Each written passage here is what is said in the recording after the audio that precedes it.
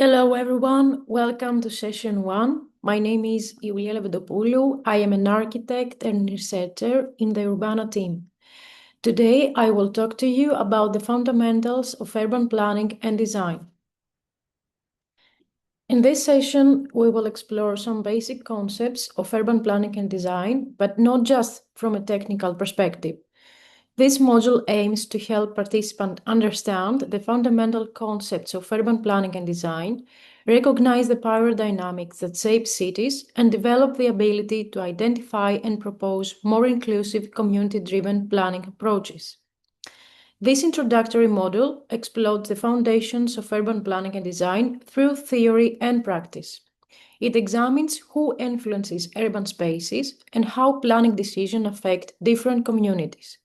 Using case studies, short videos, and reflective questions, participants will gain insights to imagine fairer, more inclusive urban environments. What are the methods of engagement in this module? First, you should watch the pre-recorded video presentation to grasp the fundamental concepts. Then you could review the supplementary reference materials, including some books, articles, and videos, so you could have additional context and insights. And then you could consider the reflective questions throughout the modules to consolidate your understanding and encourage critical thinking. So let's get started. This module is divided into six sections.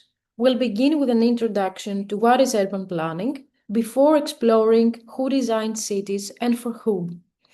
In the third section, we will look at the key challenges and struggles cities face today. Next, we'll examine initiatives taken by the EU across member states. Finally, we'll explore some contemporary trends in urban planning before we complete this module with a short call for action, a short exercise. So let's begin with the concept of urban planning. What is urban planning? Urban planning is the process of designing and organizing cities and neighborhoods to make them more functional, sustainable, inclusive, comfortable, and enjoyable for all the people who live in them. It goes beyond buildings and streets to create spaces where communities can thrive. It includes planning areas for living, working, learning, playing, and moving around the cities safely. What is the difference between urban planning and urban design? We often hear both terms, but what is the actual difference? You could also watch the video on these differences, explaining the explaining the differences between urban planning and urban design. What are the key components of urban planning? Urban planning focuses more on concepts like land use, for example, deciding where housing, businesses, offices, parks, or public facilities go. It also has to do with transportation. That means planning roads, sidewalks, bike paths, and public transport to connect people efficiently to move around the cities in a safe way. It also has to do with housing. That means ensuring access to affordable, safe, and comfortable homes. Also, it focuses on sustainability and environment, ensuring access to urban green spaces or managing waste and adapting to climate change. And also focus on public spaces. That means organizing the areas and designing parks and open plaza streets where communities and diverse groups of people can gather and interact. Urban design focuses more on spatial experience and form. That means it looks for the design of the streets, how will they actually look, how are the blocks, how are the public squares or buildings, and how we can design in a more detail urban elements like benches, sitting areas, and shade structures. It has to do more with the identity of a place, like, for example, selecting the materials or designing landmarks or incorporating cultural elements to give neighborhoods and areas a sense of place. So, why urban planning is important? Because, of course, the majority of people live in cities. More than 70% of Europeans live in cities. So planning impacts many people. It also has to do with the environment. Cities concentrate energy use and emissions, so urban planning managed to reduce pollution and carbon footprint. Of course, also urban planning is important because when it comes to cities, we have to care about public health. For example, green spaces, sustainable mobility, and efficient buildings, which are part of urban planning, help improve well-being. And of course, it has to do with inclusion, how we can ensure that urban planning manage to ensure fair access for all people to housing, transport, and services as well. But let's have a look at who designed cities and for who. Well, when we ask who designed cities, we need to have a look at the historical ideas that shape modern urban planning. One of the most influential movements was CIAM, the International Congress of Modern Architecture, founded in 1928. It brought together leading modernist architects and urban planners who promoted a functional approach to cities, as we will explain further, where urban space was mainly organized around clear zones of living, working, transportation, and recreation. So urban planning has a very important key point that is the advocacy for the functional city concept. This, of course, influenced European modernist planning and post-war reconstruction and architecture. So let's have a look at the timeline of this period of urban planning. It started around the 1920s with the early modernist ideas influenced by architects like Le Corbusier and the Bauhaus movement. Then there is a period of the 1940s around post-war II, where the reconstruction drives large-scale modernist urban planning in many European cities. In the beginning of the 70s, we start to have a criticism of this planning approach, of a criticism of the rigid car-centric and high-rise planning, urban planning that has led to a shift toward more mixed-use and human-centered designs. What are the key points of modernist urban planning? First of all, as we said, is the functional zoning. That means we have distinct zones for residential, commercial, industrial, and other activities in the cities. We don't have mixed use. Everything is distinct. Also, there is a car-centric transport system. Cities designed around cars and road networks rather than focusing on how pedestrians could use the streets as well. Wide streets, highways, and parking spaces became central in urban planning design. Also, large housing blocks and skyscrapers replaced traditional dense neighborhoods. Another key point and another important aspect of urban planning is the focus on how we live in a healthy way. So there is a lot of focus on health and hygiene, like open spaces and green areas. Let's take a look at the first one, the functional zoning. Like in this district, La Défense in Paris, it's a district that built entirely outhoused the historic city and was designed as a zoned business district with a focus on offices and shopping centers. Also, in this photo, we can have a look in approach in a city that it was designed around cars and networks rather than pedestrians. Wide streets, highways, and parking spaces became central. Also, here you can have a look at the photo showing a tower crane used in Glasgow 1966, where we can see that large housing blocks and skyscrapers replaced traditional dense neighborhoods. And of course, there is this need for more sunlight, more open spaces and green areas around the houses and around neighborhoods. So let's take a moment to reflect upon this. What do you think about modernist urban planning so far? What do you think, how do you think that it may considers everyone needs? Do you think that you agree with it? According to collective.cis, we can see that everyday life is organized around different spheres, like, for example, the reproductive sphere, which is the care work, the care for our friends and families, It is the personal sphere that has to do with the care of ourselves, and collective sphere that has to do with community. And of course, it's the productive sphere, like the paid work and the job. We have noticed that cities were organized making the productive sphere as a priority.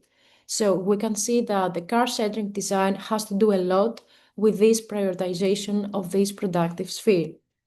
But in reality, is it only this that matters? Why the reproductive sphere, for example, equally matters? According to collective policies, all these spheres should work equally. Like, for example, productive sphere, reproductive sphere, personal and collective. They are all aspects of everyday life, so cities should prioritize them all equally. What is urban planning? This approach has to do a lot with the critique of the modernist urban planning. First of all, as we talked about these spheres, we can notice that there is a disconnection of the daily life from the cities. High-rise and factional zoning weakened community networks and overlooked gender experiences of urban life. Also, modernist urban planning, we can say that it ignored domestic and caregiving roles, focusing more on men as workers, overlooking women's household and childcare responsibilities.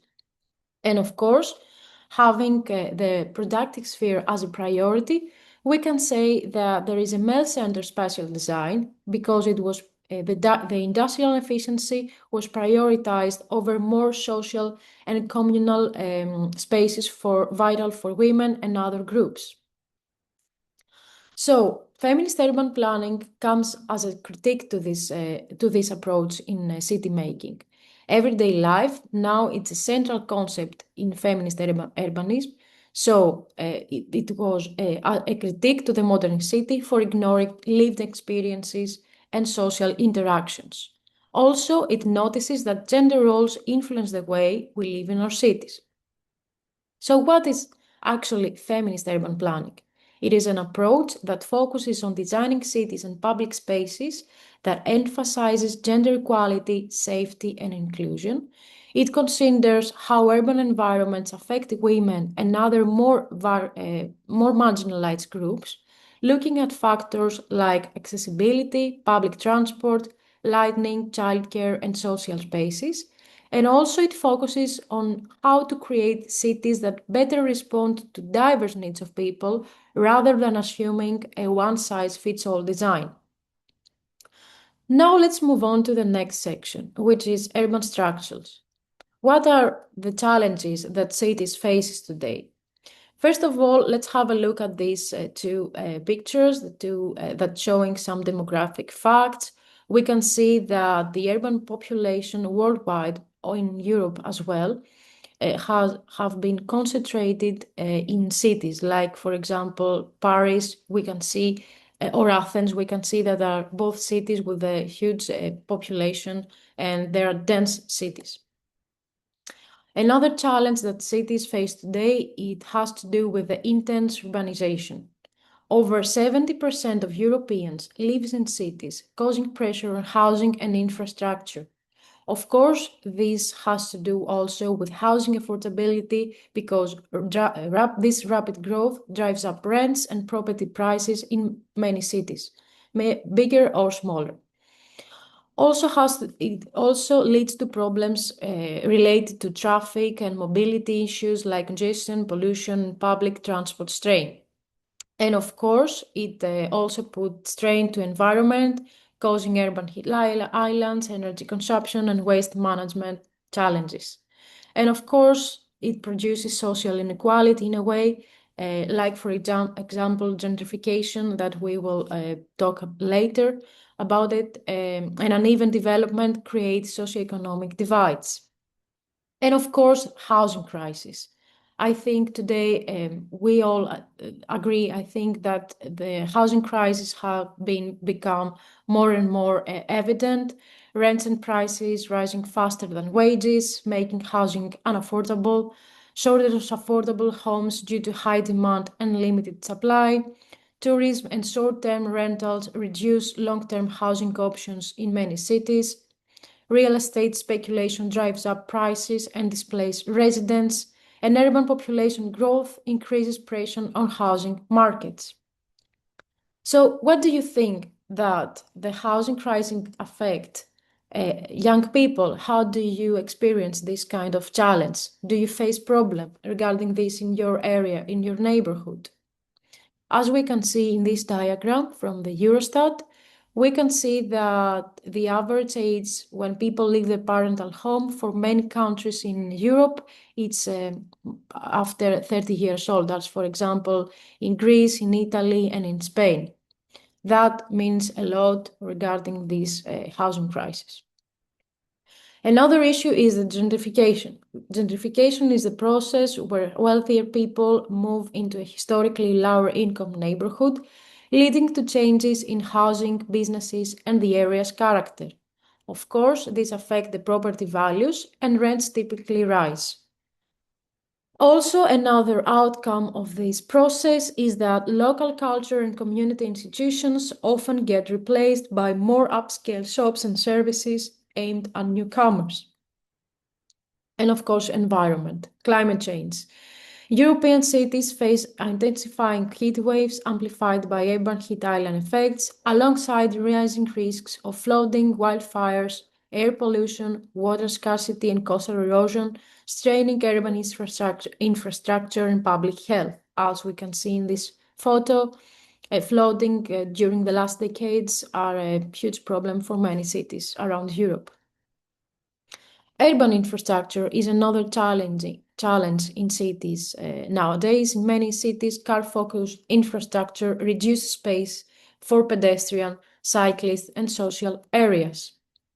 And of course, transport and mobility infrastructure. Overcrowded public transport in many cities, like for example, peak hour demand, often exceed capacity, leading to discomfort, delays, and reduced reliability. Limited integration between modes, as for example, poor coordination between buses, trains, and other means of transport, are daily problems for many cities. What do you think about this transport? Whose needs are prioritized when designing transport system? Do you face problems in your city? Let's take some time for reflection. Also, green infrastructure is a challenge for many cities in Europe as well. Many European cities are densely built, leaving little or no room for urban spaces, parks, or plazas. This is an example of a small pocket park, as we call it in Athens.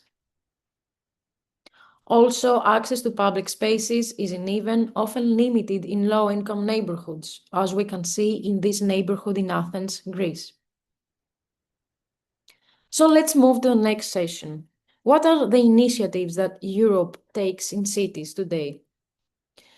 First of all, let's talk about cohesion policy. Cohesion policy is the EU main investment program supporting regions and cities to reduce disparities, create jobs, boost competitiveness, and promote social inclusion, ensuring all communities benefit from Europe's green and digital transitions. As you can see in this diagram from European Commission, this is the fields that the EU cohesion policy finances. Also, we can talk about Green Deal. Green Deal, the European Green Deal is the EU's growth strategy to make Europe climate neutral by 2050, cutting emissions, protecting nature, and promoting clean energy through a fair and inclusive transition. So we can see that for Europe, this is important aspects.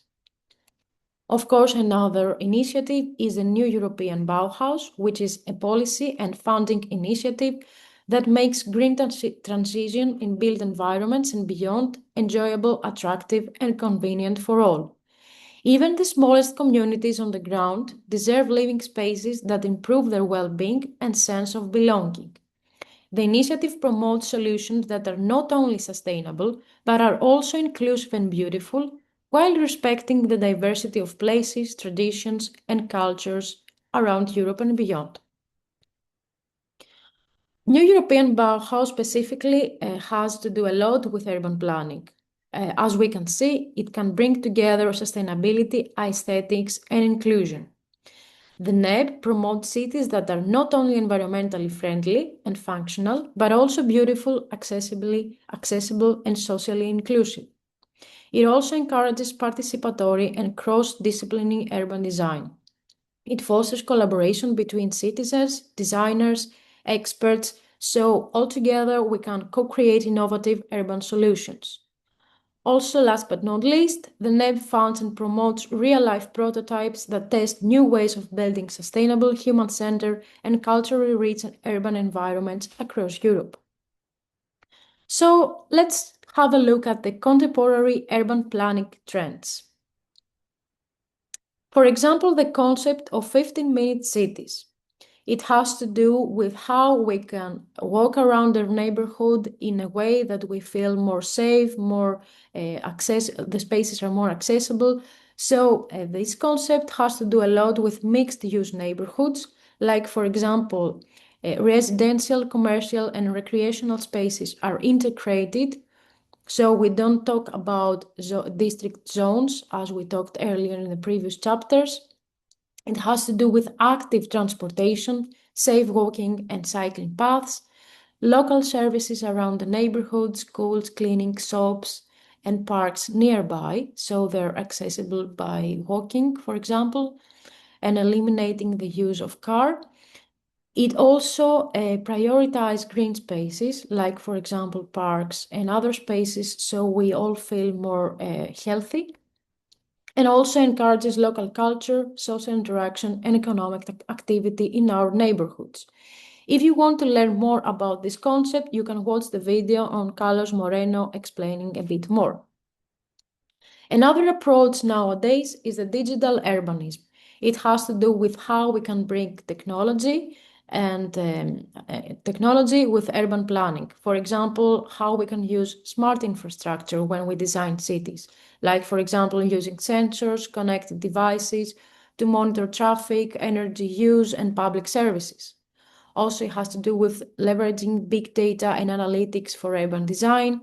And of course, it's very important because it can engage citizens through digital platforms that residents can participate in decision making when it comes to urban planning and transports.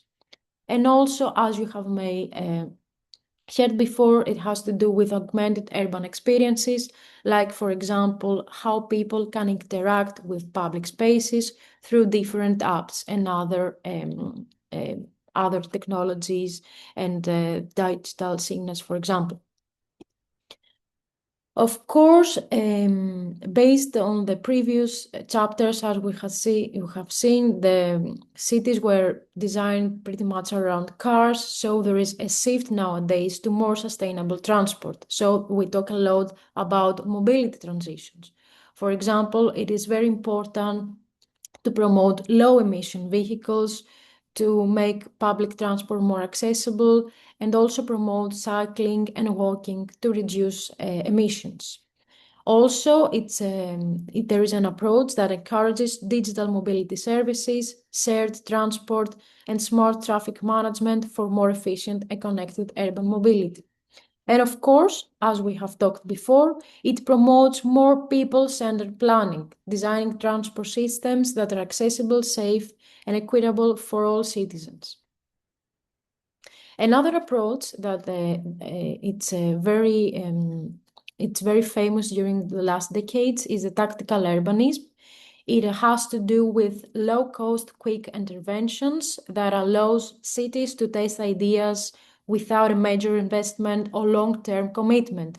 Like, for example, as you can see in these photos, some quick pop-up parks, bike lanes, or plaza to test how they work in the city before moving in a more long-term commitment. In this way, tactical urbanism empowers local residents to participate in shaping their own neighborhoods. It is also very flexible and adaptive because in this way projects can be adjusted or scaled based on local communities' use and feedback. And of course, it has the advantage of improving urban life immediately. It enhances walkability, safety, and public space quality even before large-scale planning or construction occurs. Another approach that is very important, and we will talk about it in more detail in the next session, it has to do with participatory urbanism.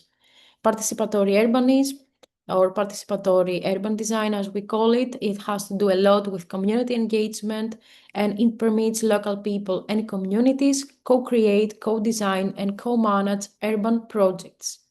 It focuses a lot on diverse needs, including marginalized and more underrepresented groups. It also focuses on groups that they face vulnerabilities, such as people with disabilities or people who have been excluded from decision-making processes, such as women, older people, teenagers, teenage girls, or children. Of course, it's a very nice approach because it encourages a sense of responsibility for urban spaces.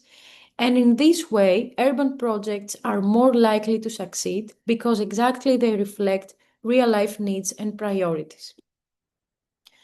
Gender mainstream is another very important approach that have been followed during the last decades in Europe.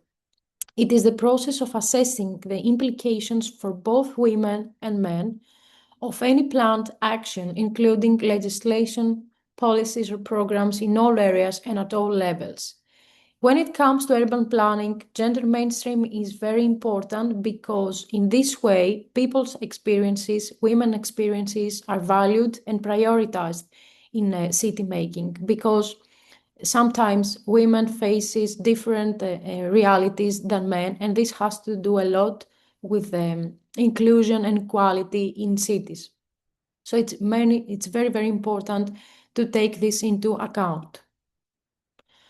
So, what do you think of the urban planning? Let's move on to the last small section. Based on what you heard at this module, think about your city, your neighborhood. Does it feel like it was made for you? Can you get around easily, or there are some spots that make it tricky? Are there parks or hangout public places where you actually want to spend time with your friends? So, if you could redesign one thing in your city, think about it. What would it be? What would you design differently? That's all from me. Thank you so much. You can have a look at the materials followed and see you at the next session.